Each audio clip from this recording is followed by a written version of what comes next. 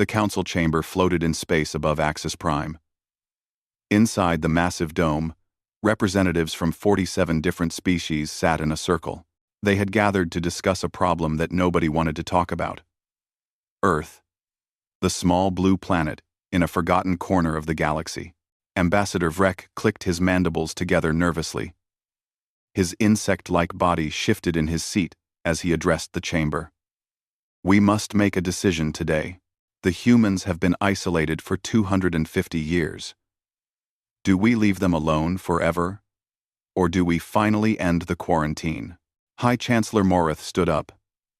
His forearms spread wide as he spoke. His reptilian face showed concern. The humans are dangerous. We all remember what happened during first contact. They destroyed an entire scout fleet. 20,000 lives lost in seconds. They did not even try to communicate first. They just attacked. Murmurs filled the chamber. Every species present remembered the story. In the year 2037, the Council had sent a peaceful exploration fleet to Earth. The humans had panicked.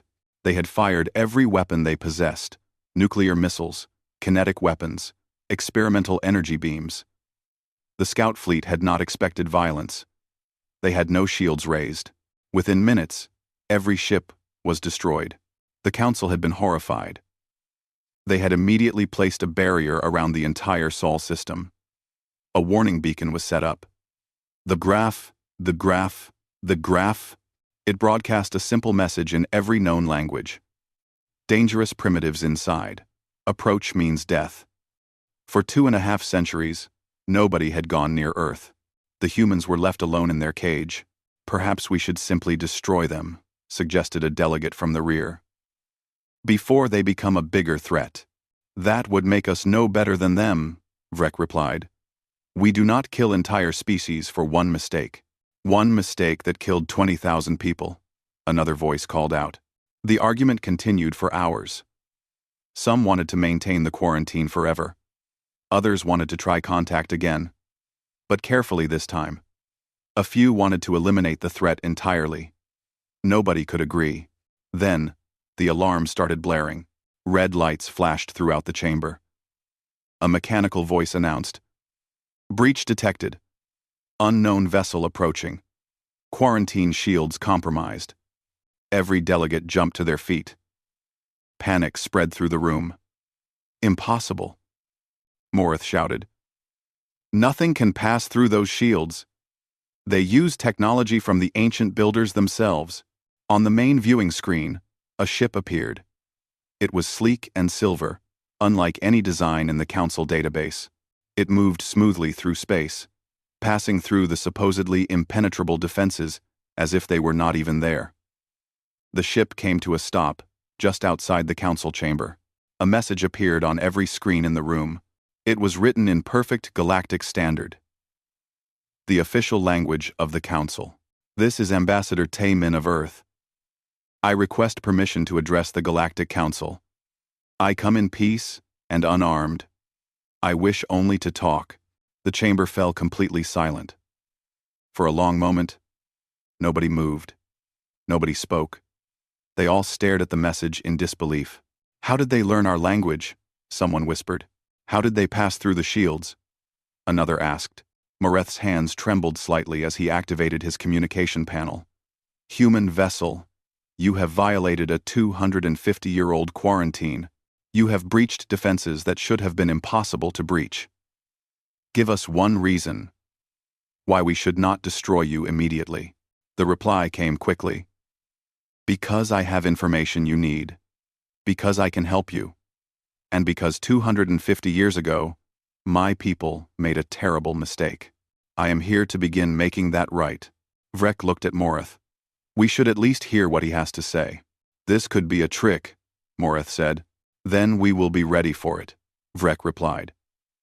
But if we refuse to listen, we learn nothing. After a tense debate, the Council voted. By a narrow margin, they agreed to allow the human ambassador to enter. Security forces were placed on high alert. Every weapon in the chamber was activated and aimed at the entrance.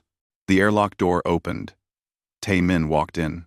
The delegates had expected a savage, a primitive warrior in crude armor. Instead, they saw a young man in a simple, gray uniform. He was clean and well-groomed. His dark hair was neatly cut. He walked with confidence, but not arrogance. His eyes showed intelligence and something else. Sadness, perhaps, or regret. He stopped in the center of the chamber and bowed deeply. Honored members of the Galactic Council, I thank you for this opportunity. His galactic standard was flawless, not just understandable, but perfect. No accent, no mistakes. He spoke like someone who had studied the language their entire life. How do you know our language? Morith demanded. We have been listening. Tae-min said simply. For 250 years, we have listened to every broadcast, every transmission, every communication that crossed through our space. We could not respond because of the quarantine. But we could listen, and we did. We learned everything we could about you. About all of you. You spied on us, an angry delegate shouted. We observed, Tae-min corrected gently. We studied. We learned. Because we knew that someday, we would need to face you again. And when that day came, we wanted to be better than we were before. Vrek leaned forward. Why come now? After all this time, why reveal yourselves today? Tae-min's expression grew serious. Because you are in danger. Because in 20 years, maybe less, a threat will reach council space that could destroy everything you have built. And because my people, who have spent 2.5 centuries trying to atone for our violence, cannot stand by and watch innocent beings die when we might be able to help. What threat? Morith asked. You call them the Ravager Swarm, Tae-min said. We have been tracking them for 30 years. They are an artificial intelligence that consumes everything in its path. They destroy planets. They harvest resources. They leave nothing behind but empty space. And they are heading this way. The chamber erupted in chaos. Some delegates called him a liar. Others demanded proof. A few looked terrified, because they had heard rumors of something dark moving through distant space. Morith raised all 4 arms for silence. Even if this is true, why would we trust you? Why would we accept help from the species that murdered 20,000 of our people? Tae-min met his eyes without flinching. You should not trust us. Not yet. Trust must be earned. But I am asking you to let us try to earn it. My people have built new technology, better shields, faster ships, weapons that might stop the Ravagers. We offer all of this freely. No payment. No conditions. We ask only for a chance to prove that we are not the species you remember. We are not the frightened primitives who shot first and never asked questions. We have changed. Please, let us show you. The chamber fell silent again. Every eye in the room was on the young human standing alone in the center. You destroyed a fleet, Vrek said quietly. 20,000 dead. And now you ask us to forgive you? No, Tae-min said. I do not ask for forgiveness. I do not expect it. I do not deserve it. I only ask for a chance. One chance to help. If we fail, if we prove unworthy, then you can return us to our isolation. But if we succeed, if we can help save even one life, then perhaps we can begin to balance the scales. Perhaps we can start to become worthy of standing among you. His voice was steady, his words were sincere. And despite everything, despite all the fear and anger and suspicion in the room, something in his manner made the delegates pause. Morith looked around the chamber. He saw doubt. He saw fear. But he also saw curiosity. And perhaps, in a few faces, he saw hope. We will consider your offer, Morith said finally. But you will remain under guard. Your ship will be examined. And if this is a deception, if you threaten us in any way, we will end you. Do you understand? Tae-min bowed again. I understand. And I accept your terms. Thank you for listening. It is more than we deserve. As guards escorted him away, the delegates began talking urgently among themselves. Everything had just changed. The question was whether it had changed for better or worse. Only time would tell. 3 days had passed since Taemin had addressed the council. The debates continued without end. The chamber was divided almost equally between those who wanted to accept Earth's help and those who wanted nothing to do with the humans. In a private meeting room, Taemin sat with his hands folded on the table. 2 more humans had been allowed to join him. Sun Hee, a brilliant scientist with tired eyes and graying hair, sat to his left. Da-un, a young woman with a calm smile, sat to his right. They waited patiently while the council decided their fate. Admiral Cross entered the room. He was tall, even for his species. His gray skin looked like stone. His 6 eyes studied the humans with obvious distrust. He was the military commander of the entire Council Defense Fleet. If anyone could determine whether Earth's technology was real or fake, it was him. I have examined your ship, Cross said without greeting. His voice was rough like gravel. The technology is impressive. More advanced than ours in several ways. This makes me suspicious. How did a quarantined species surpass us? There. OW. There. OW. Sun Hee spoke for the first time. Her voice was gentle, but confident. We had 250 years, with nothing to do but think and build. We had no trade, no allies, no distractions. We focused everything on advancement. And we were motivated by guilt. Every scientist on Earth grew up learning about the 20,000 lives we took. That guilt drove us. It made us work harder than we might have otherwise. Guilt is not enough to explain this leap, Cross said. No. Sun Hee agreed. But guilt, combined with fear, is powerful. We were terrified that if we ever met aliens again, we would repeat our mistake. So we built technology designed for defense, not attack. Shields stronger than weapons. Sensors better than guns. We wanted to be sure that next time, we would have options other than violence. Cross sat down across from them. Tell me about these Ravagers. How do you know about them? Taemin activated a small device. A holographic image appeared above the table. It showed a swarm of metallic objects moving through space like locusts. 50 years ago, our long-range sensors detected unusual movement in the Perseus arm. We sent probes. Unmanned, of course. We were still honoring the quarantine. The hologram showed planets being stripped of resources, cities crumbling, entire civilizations vanishing. The Ravagers are machines. Taemin continued. Self-replicating artificial intelligence. They were probably created by some ancient species, as weapons or workers, but they broke free from their programming. Now, they exist only to consume. They take everything. Metal, organic matter, energy. They use it to build more of themselves.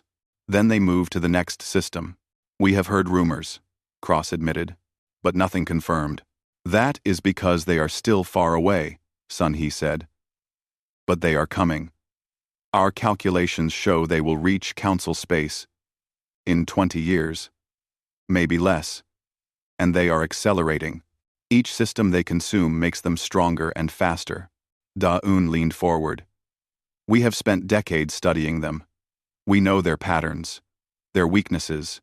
We have designed weapons and shields specifically to fight them, not because we planned to fight them ourselves, but because we hoped that someday we could share this knowledge with you. Cross was silent for a long moment. Why should we believe you want to help us?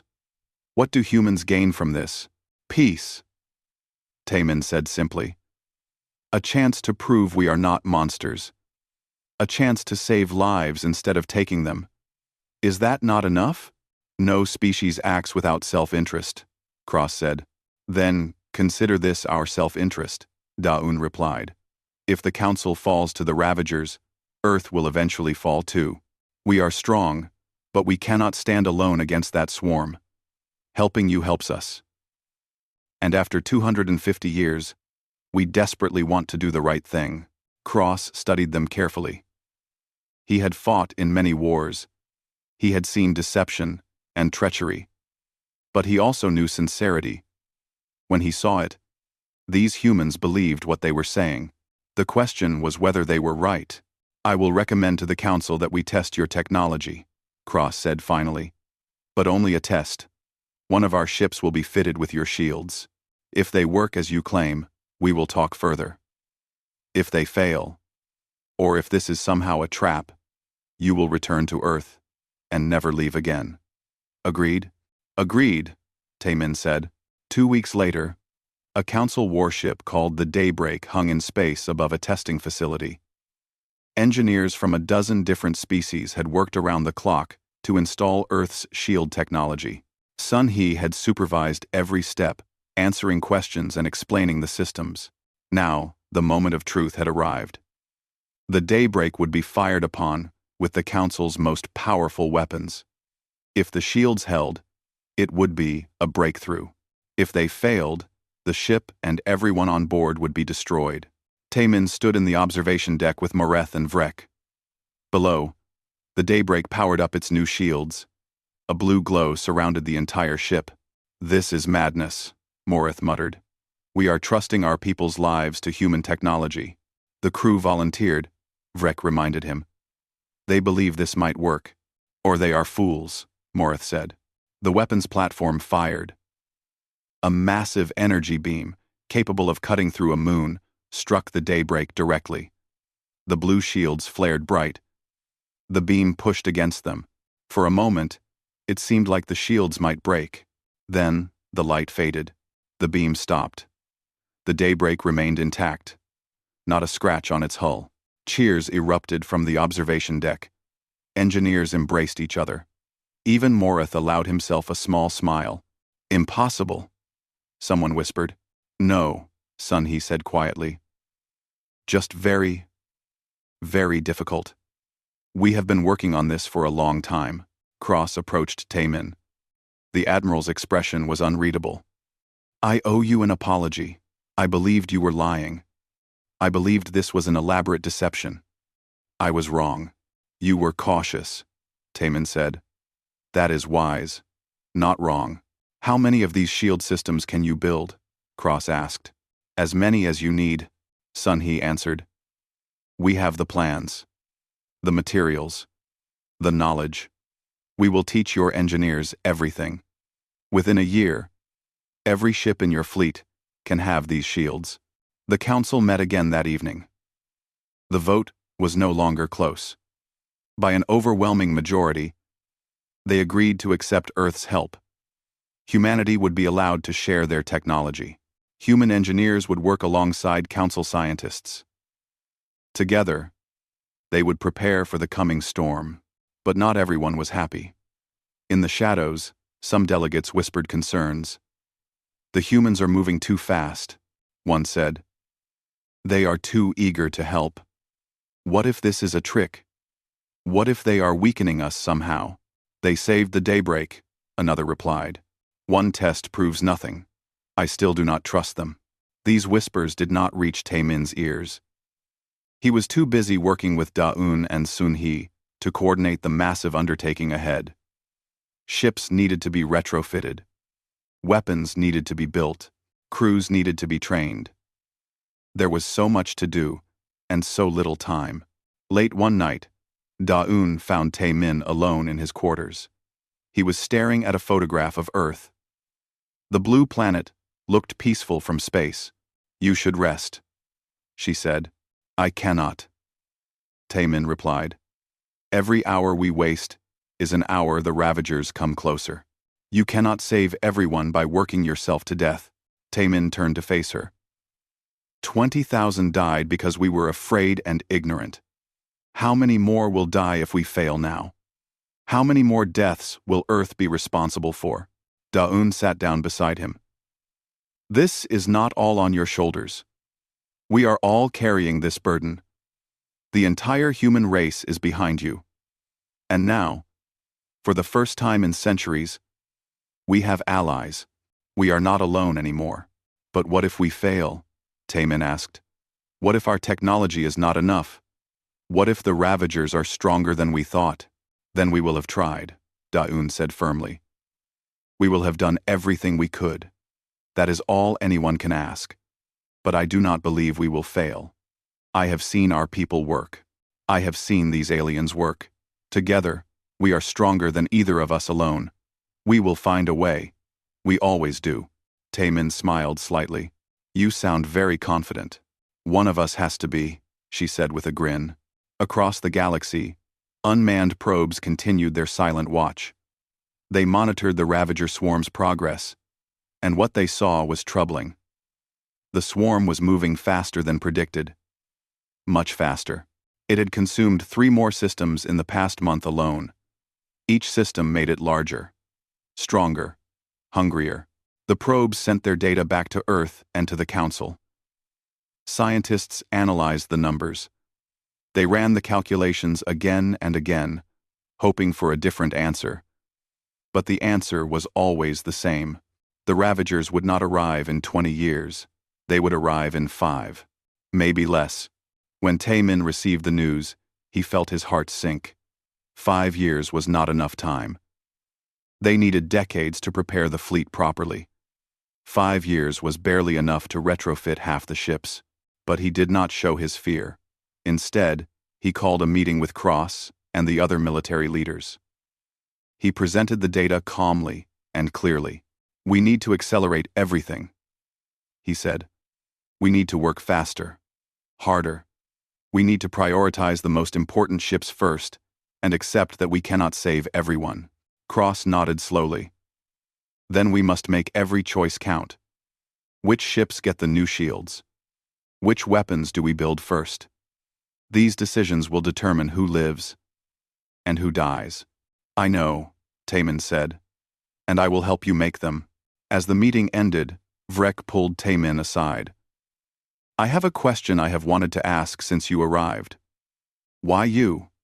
Why did Earth send you as ambassador? You are young.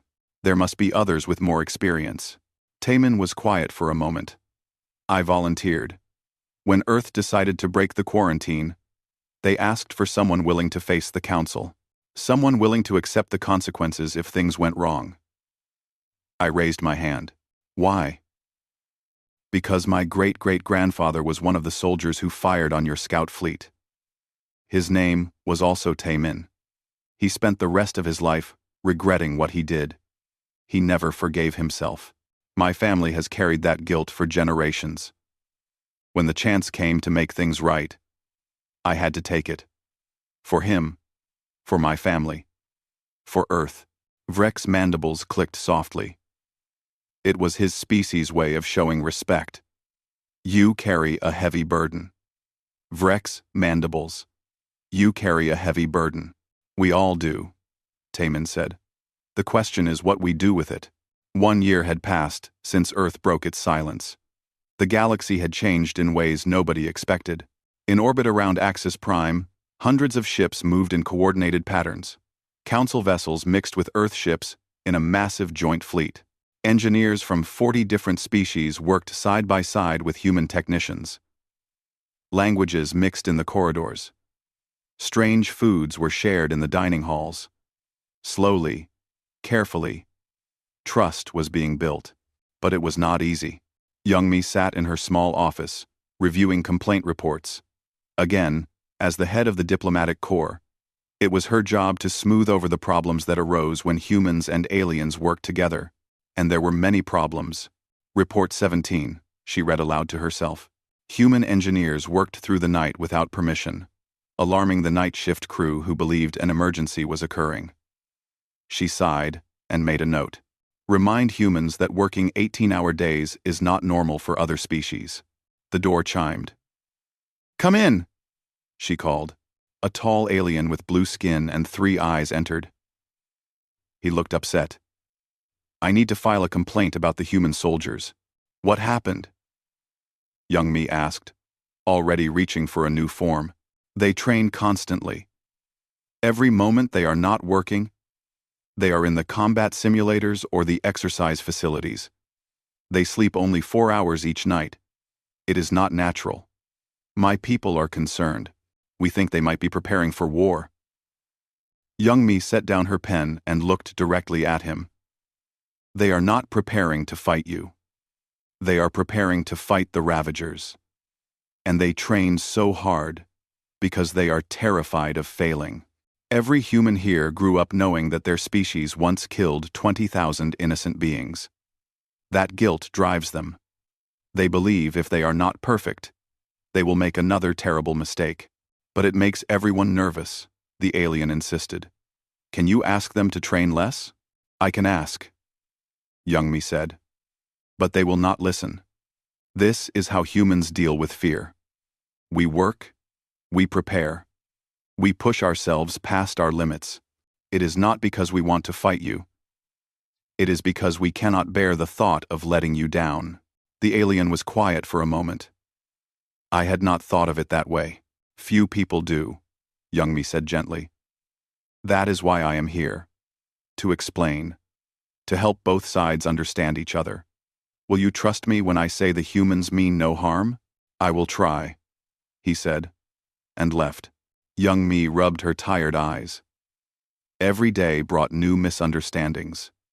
The other species did not comprehend human determination. They saw it as aggression or madness. They did not understand the weight of historical guilt. They did not know what it meant to be haunted by the ghosts of 20,000 dead. Her communicator buzzed. It was Hyun Woo, the commander of the Human Fleet Division. We have a situation, his voice said. Meeting room 7. Now, when Young Mi arrived, she found Hyun Woo, Admiral Cross, and several council military leaders gathered around a holographic display. Tae-min stood to the side, his face grim. The Ravagers have accelerated again, Hyun-woo said without preamble. They will arrive in 2 years. Not 5. The room fell silent. 2 years was nothing. They had barely upgraded half the fleet. Thousands of ships still lacked proper shields or weapons. This is a disaster, one of the council leaders said. We are not ready. We need more time. We do not have more time, Cross replied. We must work with what we have. I have a plan, Hyun-woo said. His voice was calm but his eyes were intense.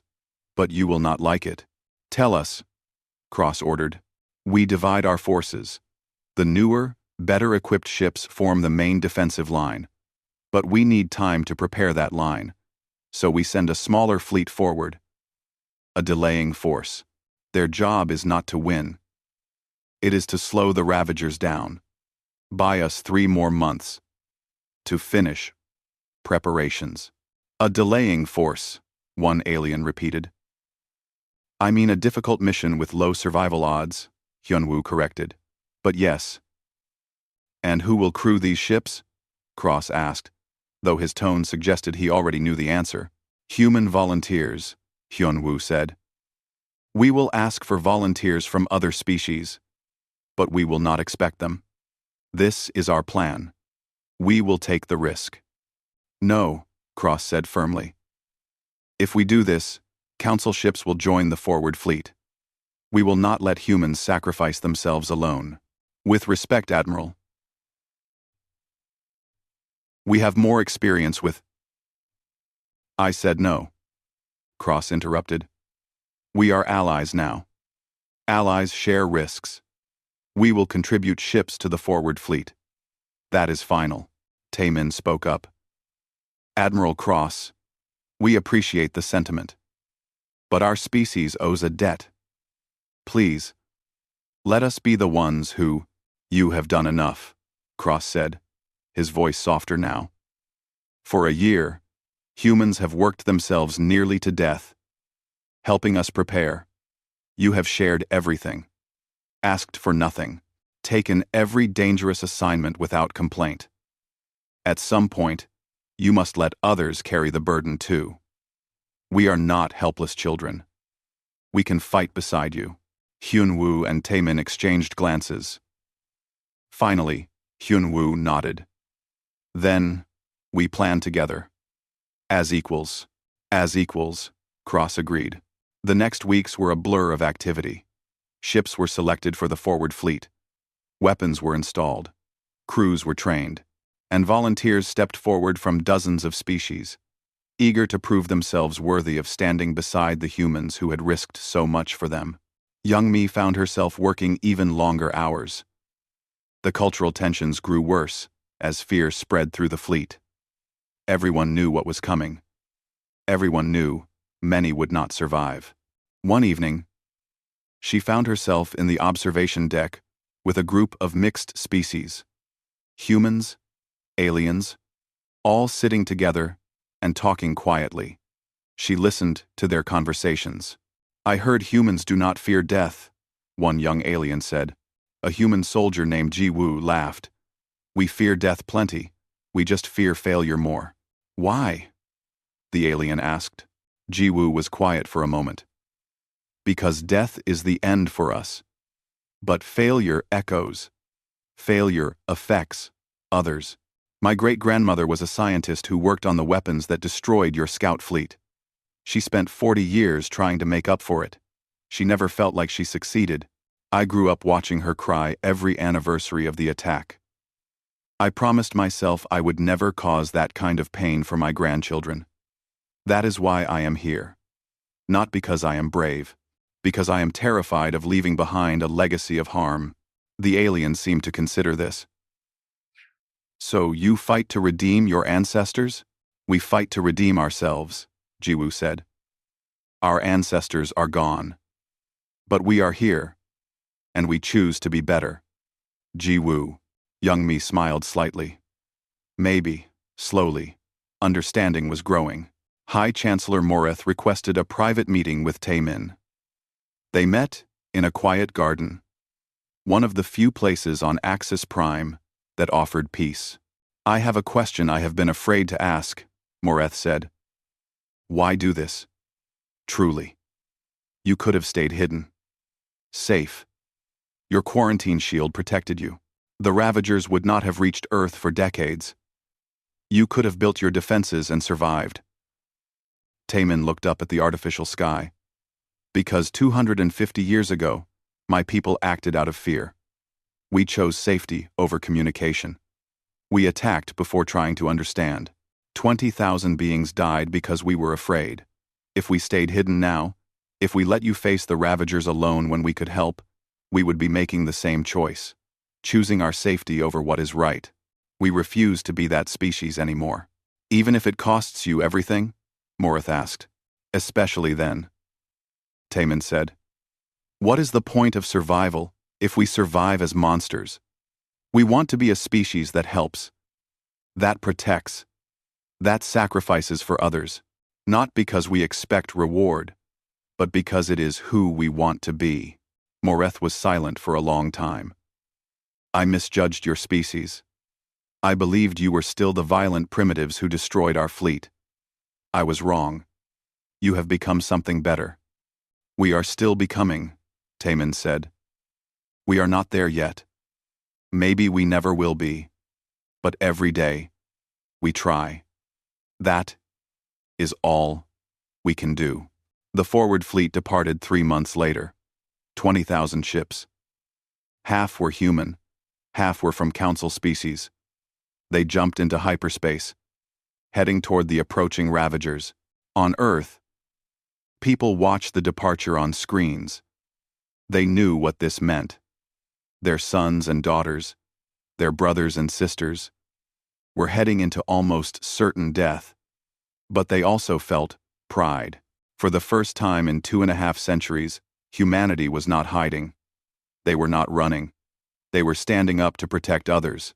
In the council chambers, delegates from every species watched the same footage.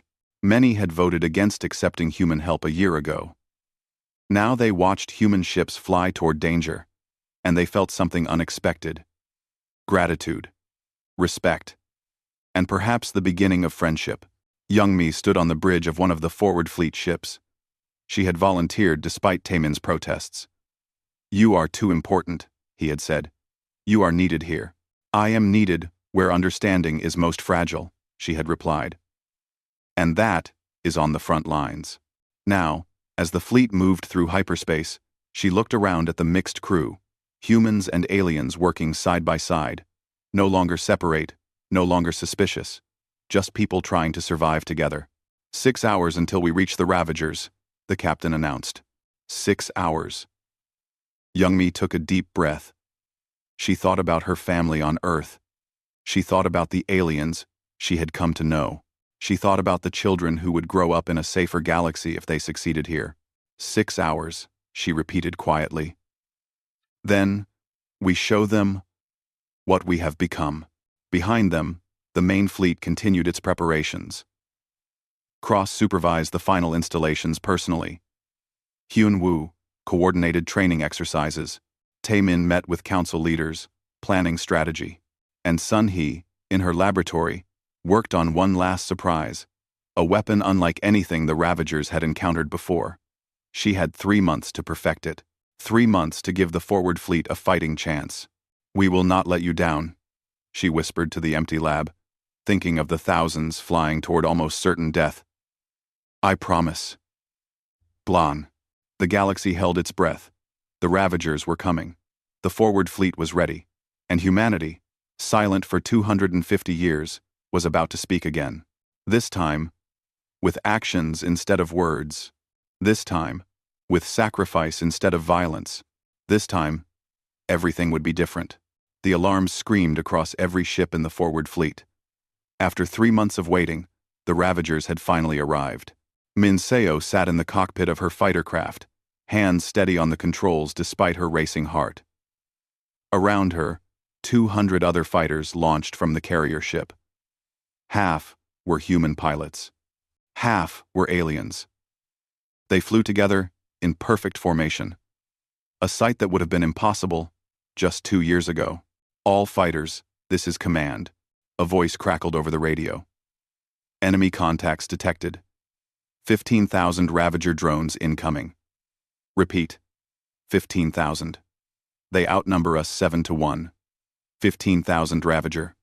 15,000 Ravager. Ravager. Min Seo heard someone curse over the open channel. She did not blame them. 15,000 was more than they had expected. More than they had trained for. Stay focused, she said calmly into her comm. Remember your training. Protect each other. Watch your wingmates. We can do this. Easy for you to say, a young alien pilot replied. His voice shook. You humans do not fear anything. I am terrified, Min Seo said honestly. My hands are shaking. My heart feels like it will burst. But I am here anyway. Fear does not mean weakness. Acting despite fear means strength. You are strong, all of you. Now let us show these machines what living beings can do. The Ravagers came into view. They looked like metallic insects, each one the size of a fighter craft. They moved in swarms, coordinating perfectly. No hesitation, no fear, no mercy, just cold mechanical efficiency.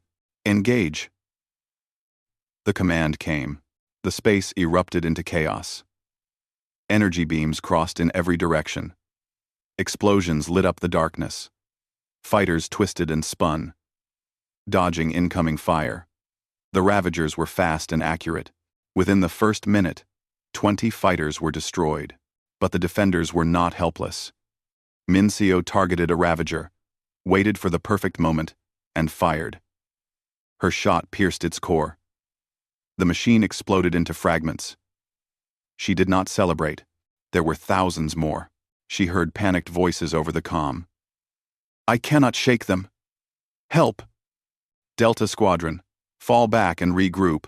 We are losing too many. Then she heard a human voice cut through the chaos. Echo Squadron. On me. We are going to clear a path. Everyone else, get behind us.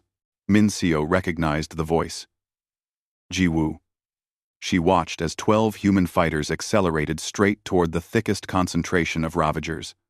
They flew so close together, they were almost touching. The Ravagers focused fire on them, seeing an easy target. But at the last second, the human fighters scattered. The Ravagers' shots missed. And in that moment of confusion, the human fighters unleashed everything they had. Missiles, energy beams, kinetic rounds. Dozens of Ravagers were destroyed in seconds, but it came at a cost. 3 human fighters took critical damage. Minseo watched them spiral away, engines failing. 2 pilots ejected. 1 did not. Echo leader is down, someone reported. Jiwoo is gone. Minseo felt a spike of grief, but she pushed it down. There would be time to mourn later. If there was a later. The battle continued for 6 brutal hours. The forward fleet fought with everything they had. Ships fired until their weapons overheated. Crews worked beyond exhaustion, and slowly, impossibly, they began to push the Ravagers back. On the surface of the nearby colony world, Jae-hyun led 5,000 soldiers in defensive positions. They were the last line of defense. If the space battle failed, the Ravagers would land here, and when they did, Jae-hyun and his troops would be all that stood between them and 4 million civilians. "I do not like waiting," muttered a soldier next to him. She was alien, her scales green and shimmering.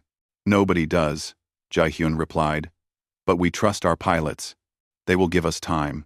And if they do not, then we fight here," Jae-hyun said simply.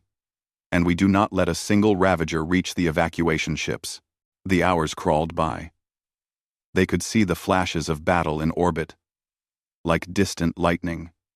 Every explosion could be a friend dying. Every bright flash could be the last moments of someone they knew. Then the comm crackled. "This is Fleet Command to all ground forces. The Ravagers have broken through. Estimate 3,000 drones heading planet-side. Prepare for impact in 15 minutes. Jae-hyun stood up. "You heard them. Check your weapons. Remember your training. And remember why we are here. Behind us are 4 million people. They are counting on us. We will not let them down." The soldiers checked their rifles, their energy weapons, their explosives. Humans and aliens stood shoulder to shoulder. Fear was visible on every face. But so was determination.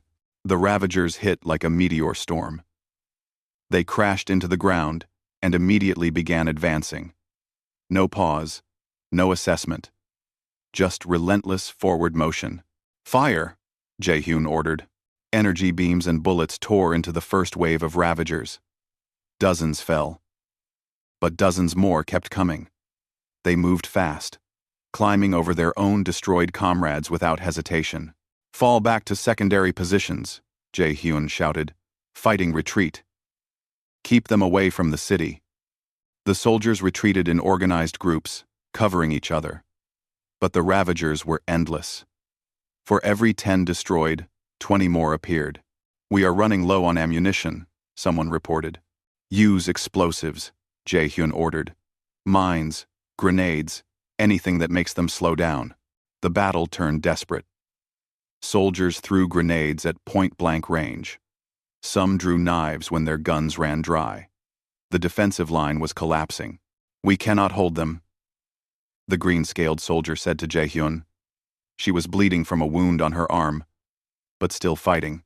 "Arender." "We must," Jae-hyun replied. "The evacuation ships need 10 more minutes." "We do not have 10 minutes." Jae-hyun looked at the situation. She was right. The Ravagers would break through within 5 minutes. Unless someone bought more time.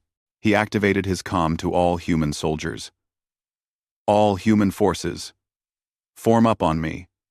We are going to do what humans do best. We are going to be stubborn. Lest come. Will. Come." 2,000 human soldiers converged on his position. They formed a line between the Ravagers and the city. Behind them, the alien soldiers stared in disbelief. "What are they doing?" someone asked. "Something brave and stupid," another replied. Jae-hyun looked at his people. This is it. No retreat. No fallback positions. We hold this line until every civilian is evacuated. Even if it costs everything. Are you with me? Always, they replied as one.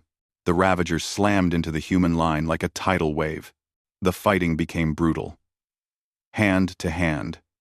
Knife against metal claw. Human soldiers pulled Ravagers down and destroyed them with their bare hands when weapons failed. They used themselves as shields to protect wounded comrades. Jae-hyun fought in the center, his energy blade cutting through Ravager after Ravager. He was bleeding from a dozen wounds. His armor was cracked, but he did not stop. A Ravager nearly killed him. Its claw was inches from his throat when the green-scaled soldier shot it from behind. "I told you we would hold together," she said. More alien soldiers joined the human line. They could not stand by and watch humans die alone. Soon, the line was mixed again. Everyone fighting. Everyone bleeding. Everyone refusing to give up. "Evacuation complete," the comm announced. "All civilians are away." "Fall back," Jae-hyun ordered. "Fighting retreat. Go." The soldiers began to pull back, covering each other. But the Ravagers pressed hard. Many soldiers did not make it. They fell, defending their comrades' retreat. Human and alien alike, they gave their lives to buy seconds for others. Jae-hyun was one of the last off the planet. He watched from the evacuation ship as the Ravagers swarmed over their former positions. Out of 5,000 soldiers who had started the day, only 600 made it to the ships. 2,000 of those lost were human, but 4 million civilians were safe. The math was terrible, but it was the math of war. In orbit, the space battle was finally ending. The forward fleet had lost 60% of its ships, nearly 12,000 vessels destroyed. But they had held the Ravagers for 3 months. 3 months for the main fleet to prepare. Admiral Cross stood on the bridge of his flagship, looking at the casualty reports. The numbers were staggering. 40,000 crew members lost. Half of them, human. "They fought like nothing I have ever seen," his tactical officer said quietly. The humans. They never retreated. They took positions that were certain death. They threw themselves at the enemy to save others. "I know," Cross said. "I was wrong about them. We all were. They are not violent savages. They are the bravest people I have ever met." Minseo's fighter limped back to the carrier, one engine destroyed and her hull scarred. She had survived. Barely. Of the 200 fighters that launched, only 47 returned. The loss rate was devastating. She climbed out of her cockpit and collapsed on the deck. Medical teams rushed forward, but she waved them away. "Others need help more than me. I am fine." "You are a legend," a young alien pilot said to her. He was one of the survivors. "I saw you destroy 23 Ravagers personally." I counted. "Done. I was doing my job," Minseo said. "No," the pilot insisted. "You were teaching us how to fight. Every time I thought I could not continue, I saw you still flying, and I found strength. You saved my life. You saved all of us." Minseo did not know what to say to that. She had just been trying to survive. But maybe that was enough. Maybe showing others that survival was possible was its own kind of victory. The forward fleet regrouped. They had bought the time they needed. The main fleet was ready. The Ravagers were delayed but not defeated. The real battle was still to come, but something had changed. The humans and aliens who had fought together were no longer separate. They were brothers and sisters, forged in fire. They had bled together, died together, and that bond would not break. A message came from Earth. It was broadcast to the entire forward fleet. Every ship, every survivor, to all who fought today. "We are Earth. We watched your battle. We saw your courage. We are proud beyond words. You did not fight for glory. You did not fight for rewards. You fought to save others. That is the highest calling any being can answer. We honor you. All of you. Human and alien alike. You are heroes. And we will never forget what you did today. In the medical bays, wounded soldiers heard the message. Some cried, some smiled, some simply nodded, too tired for more. But they all felt it. Pride, purpose, and the knowledge that their sacrifice had meant something. They had saved millions. They had bought time, and they had proven that humans were not the monsters of ancient stories. They were protectors, defenders, friends. The Ravagers were still coming. The war was far from over. But the forward fleet had shown the galaxy what was possible when people fought not for themselves, but for each other.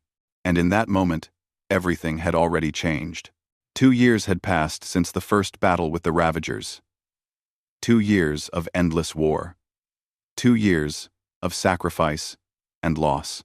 The main fleet held a defensive line around Council space. Every day brought new attacks. Every day brought new casualties. The Ravagers never stopped, never rested, never showed mercy. But neither did the defenders.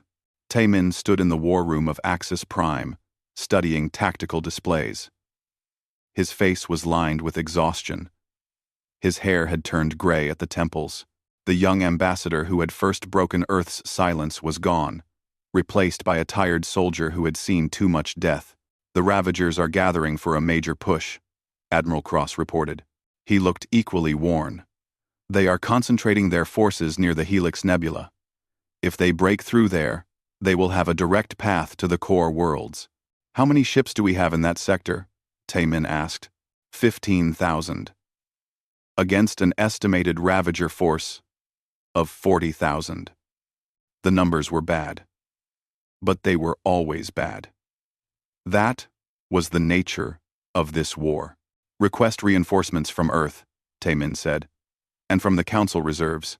We have no reserves left, Moreth said quietly. The High Chancellor had aged visibly during the war. His 4 arms moved slowly now, weighted down by the burden of command. Every ship we have is already committed. Every soldier is already fighting. We have nothing left to give. Taemin closed his eyes briefly. Then he straightened. Then we work with what we have. We always do. Across the galaxy, on dozens of worlds, the same scene played out. Humans and aliens fighting side by side. No longer questioning each other. No longer uncertain. The war had burned away all doubts. They were one people now, united against a common enemy. Sun-Hee worked in her laboratory on Axis Prime. She had not slept more than 3 hours a night in months. Her research team had shrunk as members were pulled away for combat duty or killed in raids, but she continued working. Always working. It is ready, she announced to Taemin over the comm. The weapon I have been developing. It will work. Are you certain? Taemin asked. Nothing is certain in war, Sun-Hee replied. But the simulations are promising. If we can deploy it correctly, we can destroy entire Ravager formations at once. What do you need? A volunteer, someone willing to pilot a ship deep into enemy territory, someone skilled enough to navigate Ravager defenses, someone brave enough to accept that they probably will not return. Taemin was quiet for a moment. I will find someone, Taemin, Sun-Hee said gently. Do not volunteer yourself. You are too important. The fleet needs you. The fleet needs this weapon. Taemin replied.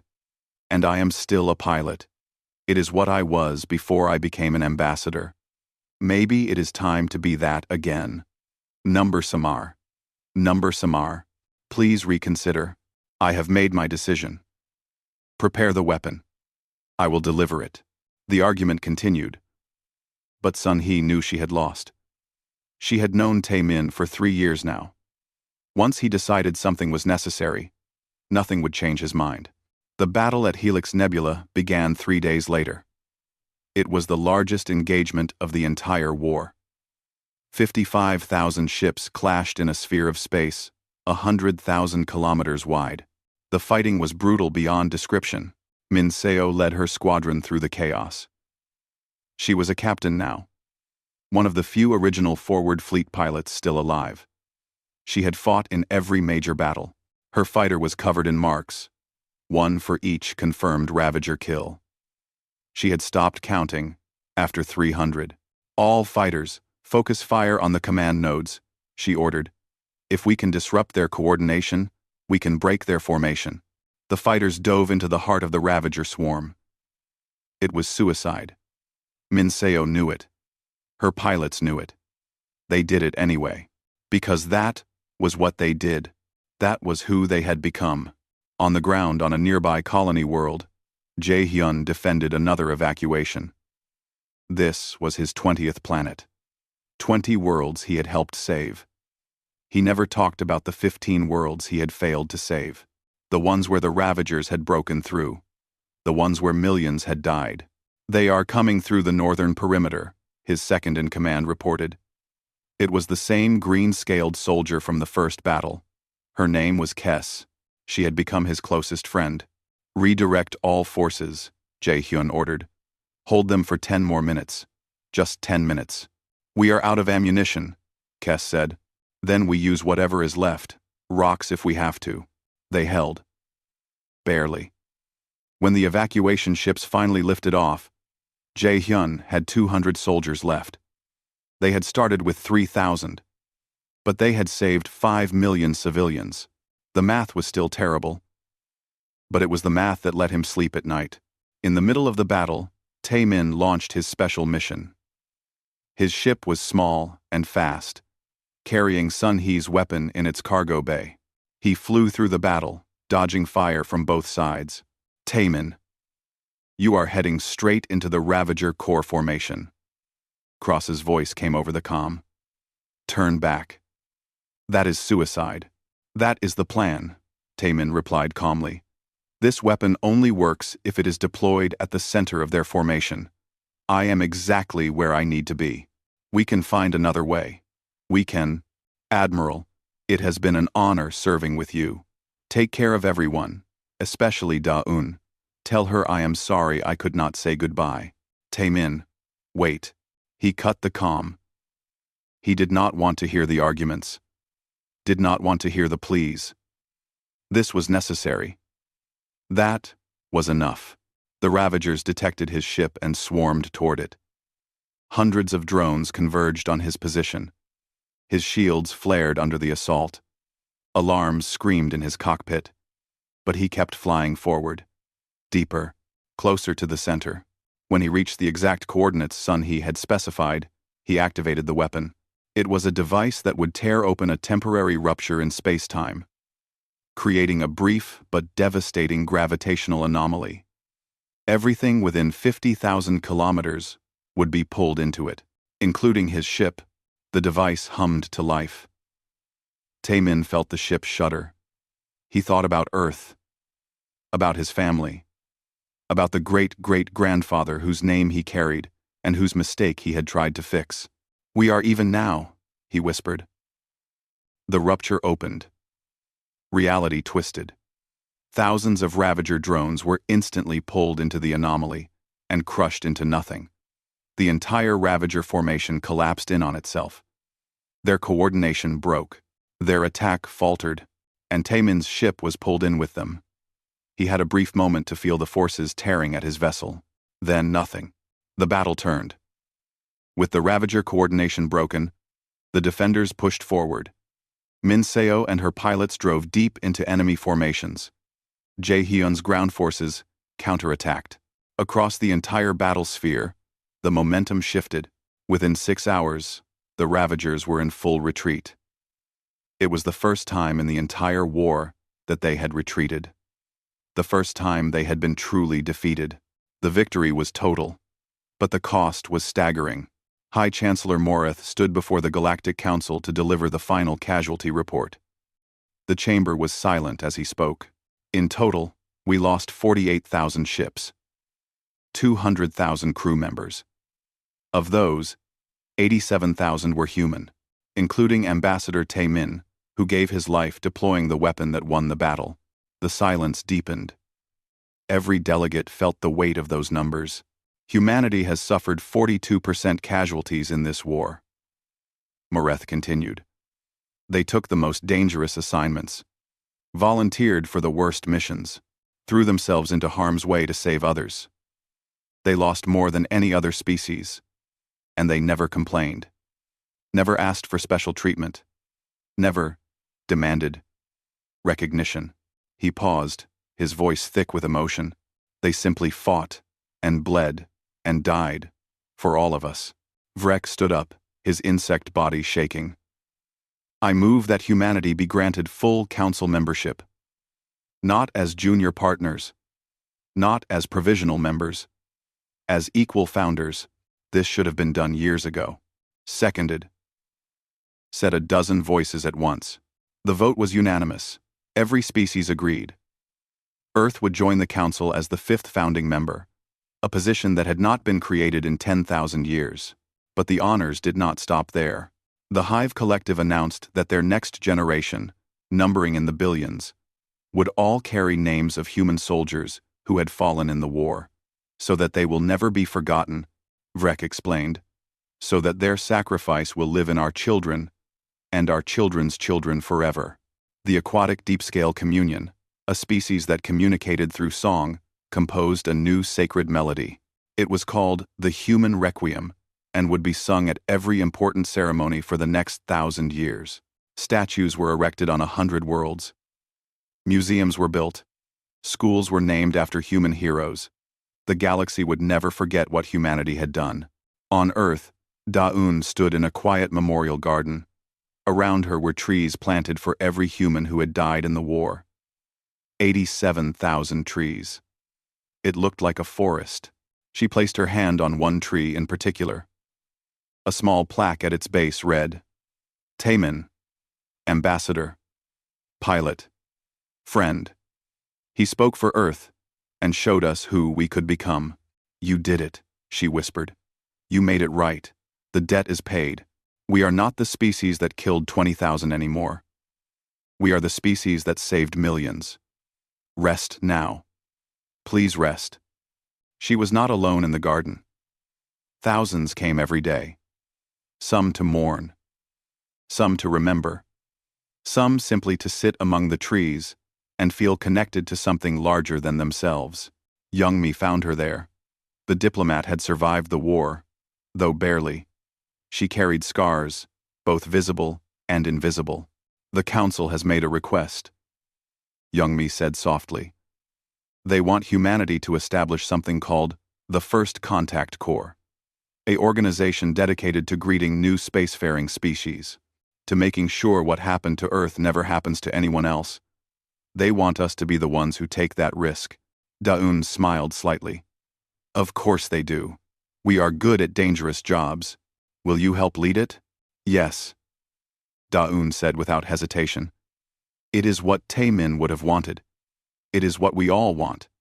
To turn our pain into purpose. Across the galaxy, humanity began its new role. Human ships traveled to the edges of known space. When new species were detected, humans were the first to make contact. They approached slowly, peacefully, with open hands and patient hearts. And when those species inevitably panicked, when they raised weapons in fear, humans absorbed the attacks. Their shields held, their ships survived, and they did not fire back. They simply waited, transmitted messages of peace, gave the frightened species time to understand. Some called it madness. But humans understood. They had been on the other side. They knew what fear did. They knew how easily first contact could go wrong, so they absorbed the risk. They took the danger upon themselves. And slowly, carefully, they brought new species into the galactic community, one by one, with patience and sacrifice. Jiwoo, who had survived the war against all odds, now commanded one of the First Contact Corps ships. She stood on her bridge, looking at a newly detected civilization on the viewing screen. They just achieved faster-than-light travel, her science officer reported. They will detect us within hours. Prepare the peaceful greeting protocol, Jiwoo ordered. Shields to maximum, weapons locked down. And remember, If they shoot at us, we do not shoot back. We prove we are better. We prove there is another way. Her crew nodded. They were young. Most had not fought in the Ravager War, but they had all grown up with the stories. They knew what humanity had done, what humanity had become. We are not the species that destroyed first contact, Jiwoo said quietly. We are the species that perfects it. That is our burden. And our privilege. Let us do this right. The ship moved forward toward the unknown. Toward danger. Toward fear. But also toward hope. Because that was what humanity had become. Not warriors. Not conquerors. But bridges. Connectors. The ones who stood between violence and peace, and absorbed the cost of that stand. On Earth, an elderly Sun-Hee sat with her grandchildren. They asked her about the war, about the battles, about the heroes. Tell us about Taemin, they asked. Tell us about the ambassador who saved everyone. Sun-Hee smiled. He was not special. That is the important part. He was just a person. Afraid, uncertain, carrying the weight of his ancestors' mistakes. But he chose to be better. That is all. He chose to help instead of hide, to give instead of take, to sacrifice instead of survive. And that choice changed everything. Can we make that choice? A child asked. Every day, Sun-Hee said. That is the secret. Heroism is not one big moment. It is 1,000 small choices. To be kind when anger is easier. To help when hiding is safer. To give when taking is more profitable. Make those choices, and you change the world. Make those choices, and you become what humanity fought so hard to be. The children listened. They would carry those words forward, just as every generation of humans would carry forward the lessons learned in fire and blood and sacrifice. Earth had stayed quiet for 250 years. Then they spoke. And when they spoke, they said, "We are sorry. We were wrong. Let us show you we have changed." And they had shown it. With blood, with sacrifice, with 87,000 lives given freely to protect others. The galaxy would never forget. And humanity would never stop trying to be worthy of the trust they had earned. Everything had changed. And it would never change back.